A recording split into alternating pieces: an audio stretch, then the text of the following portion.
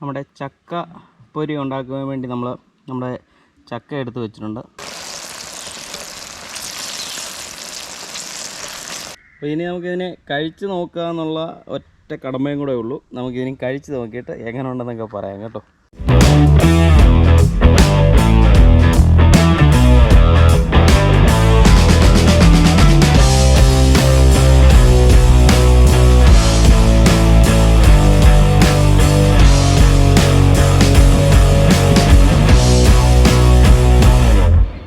ബഞ്ചാരോ വ്ളോഗിൻ്റെ പുതിയ അധ്യായത്തിലേക്ക് നിങ്ങൾക്ക് ഏവർക്കും സ്വാഗതം. വീണ്ടും ഒരു വ്യത്യസ്തമായ കിടുക്കാച്ചി വീഡിയോയുമായിട്ട് നിങ്ങളുടെ മുന്നിലേക്ക് വന്നിരിക്കുകയാണ്. അപ്പോൾ എല്ലാവരും സേഫായിട്ടിരിക്കുന്നു എന്ന് കരുതുന്നു. ഇന്ന് വ്യത്യസ്തമായ രീതിയിൽ ഇന്ന് നല്ല വരിക്കച്ചക്ക കിട്ടിയിട്ടുണ്ട്. അതിന് നമ്മുടെ ഈ പഴംപൊരിയൊക്കെ ഉണ്ടാക്കുന്ന പോലെ നമ്മുടെ വരിക്കച്ചക്ക വെച്ച് നമുക്കിതുപോലെ പഴംപൊരി പോലെ നമുക്ക് ഉണ്ടാക്കാൻ പറ്റും. അപ്പോൾ നേരെ നമുക്ക് വീഡിയോയിലോട്ട് പോവാം.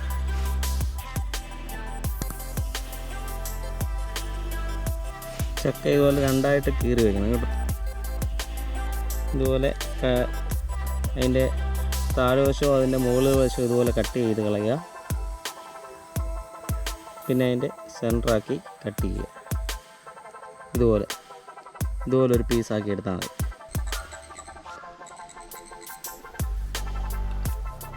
ചക്ക പൊരി ഉണ്ടാക്കുവാൻ വേണ്ടി ആവശ്യമായ സാധനങ്ങളാണ് നമ്മൾ മേശപ്പുറത്തെടുത്ത് വെച്ചിരിക്കുന്നത്. അതിനാവശ്യമായിട്ട് നമ്മൾ ചക്ക ഇതുപോലെ പീസാക്കി എടുത്തിട്ട് ഇതുപോലെ രണ്ടായിട്ട് കീറി എടുക്കുക. അതിൻ്റെ മുകൾ വശവും അതുപോലെ തന്നെ താഴ്വശവും ചെറുതായിട്ടൊന്ന് കട്ട് ചെയ്തൊന്ന് ഷേപ്പാക്കി എടുക്കുക. അതിനുശേഷം നമ്മുടെ മൈദ എടുത്ത് വെച്ചിട്ടുണ്ട്, അതുപോലെ തന്നെ ഉപ്പെടുത്ത് വെച്ചിട്ടുണ്ട്, അതുപോലെ തന്നെ മഞ്ഞൾ പൊടി എടുത്ത് വെച്ചിട്ടുണ്ട്, പഞ്ചസാര. ഞാനിതിൻ്റെ കൂടെ ഒരു മുട്ടയും കൂടെ ചേർക്കുന്നുണ്ട്. നിങ്ങൾക്ക് ആവശ്യമുണ്ടെങ്കിൽ ചേർത്താൽ മതി. ഇല്ലെങ്കിൽ ഇത്രയും സാധനങ്ങളുണ്ടെങ്കിൽ അടിപൊളിയായിട്ട് നമുക്ക് ചക്ക പൊരിച്ച ഇത് ഉണ്ടാക്കുവാൻ പറ്റും. അപ്പോൾ നമ്മുടെ മൈദ നമുക്ക് സെറ്റ് ചെയ്ത് എടുക്കാം കേട്ടോ. അപ്പോൾ അതിന് നമുക്ക് കുറച്ച് ഉപ്പ്, അതുപോലെ തന്നെ കുറച്ച് മഞ്ഞൾ പൊടി,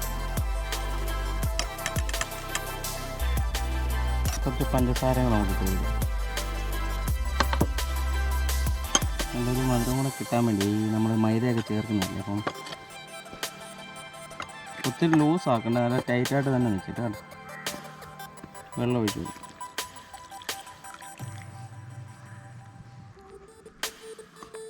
അപ്പോൾ നമ്മുടെ മൈദ എല്ലാം നല്ലപോലെ സെറ്റായിട്ടുണ്ട്. ഈ ഒരു രീതിയിൽ സംഭവം നല്ലപോലെ കുറുക്കിയെടുക്കുക. ഒത്തിരി വെള്ളം ഒഴിച്ച് കൂട്ടരുത്, നല്ലപോലെ ടൈറ്റായിട്ട് തന്നെ നിൽക്കണം. കാരണം നമ്മുടെ ഈ ചക്കയെന്ന് പറയുന്നത് കുറച്ചല്ലേ ഉള്ളൂ. അപ്പോൾ അതിലൊക്കെ പിടിച്ചിരിക്കണമെന്നുണ്ടെങ്കിൽ ഇച്ചിരി കുറുക്കി ഇതുപോലെ എടുത്താൽ മാത്രമേ പറ്റത്തുള്ളൂ കേട്ടോ. അപ്പം ഇത്രയും സംഭവങ്ങളൊക്കെ ഉണ്ടെങ്കിൽ അടിപൊളിയായിട്ട് നമുക്ക് ഈ ഏത്തക്കാപ്പം ഉണ്ടാക്കുന്ന പോലെ തന്നെ നമ്മുടെ ചക്കപ്പൊരി ഉണ്ടാക്കാൻ പറ്റും കേട്ടോ. ചക്ക പൊരിച്ചത് എന്താണ് അതിന് പറയാൻ പറ്റുന്നതെന്ന് വെച്ചാൽ നിങ്ങൾ നല്ലൊരു പേരൊക്കെ അങ്ങ് തിരഞ്ഞെടുത്തോളുക. അപ്പോൾ ഏത്തക്കാപ്പം അല്ലെന്നുണ്ടെങ്കിൽ നമ്മുടെ അതുപോലുള്ള പഴംപൊരികളൊക്കെ ഉണ്ടാക്കുന്നത് പോലെ തന്നെ ഉണ്ടാക്കാൻ പറ്റും. നമ്മുടെ ചക്കപ്പഴവും കൊണ്ടും അങ്ങനെ തന്നെ നമുക്ക് ഉണ്ടാക്കുവാൻ വേണ്ടി പറ്റും. അപ്പോൾ നേരെ നമുക്ക് ഓരോന്നോരോന്നും അങ്ങോട്ട് ചുട്ടെടുത്ത് കഴിച്ച് നോക്കാം എങ്ങനെ ഉണ്ടെന്നൊക്കെ അല്ലേ. അപ്പോൾ ചക്ക കണ്ട എന്നെ കളറാന്ന് നോക്കി, ഒന്നും പറയാനില്ല, പൊളി സാധനം. നമ്മുടെ എണ്ണയൊക്കെ നല്ലപോലെ ചൂടായിട്ടുണ്ട്. നമുക്കതിൽ ഓരോന്നോരോന്ന് അങ്ങോട്ട് ഇട്ട് കൊടുക്കാം. ഓരോന്ന് നമുക്കിതിലോട്ട് ഇതുപോലെ മാവിലോട്ട് ഇടുക. അതിനുശേഷം നമ്മുടെ എണ്ണയിലോട്ട് ഇട്ട് കൊടുക്കുക.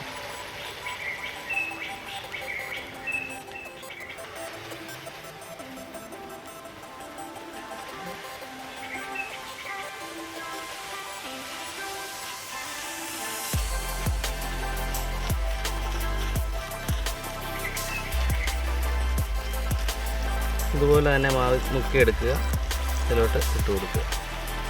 സിമ്പിൾ പരിപാടി. നമ്മൾ ഏത്തക്കാപ്പൊക്കെ ഉണ്ടാക്കുന്ന പോലെ തന്നെ നമുക്ക് ഇതുപോലെ ഉണ്ടാക്കാൻ പറ്റും കേട്ടോ.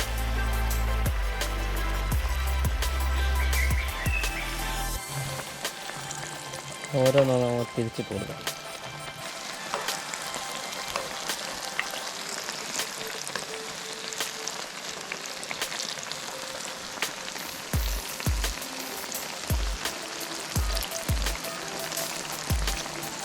ചക്ക പൊരിച്ചത് അങ്ങനെയുണ്ട്, ഇടുമല്ലോ.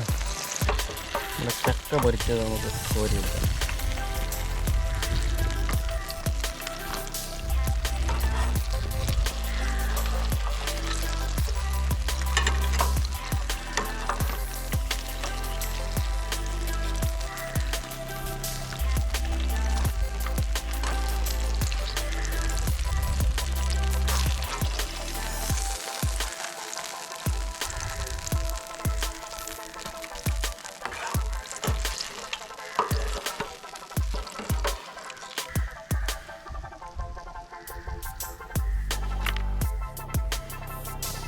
നമ്മുടെ ചക്ക പൊരിച്ചത് റെഡി ആയിട്ടുണ്ട് കേട്ടോ.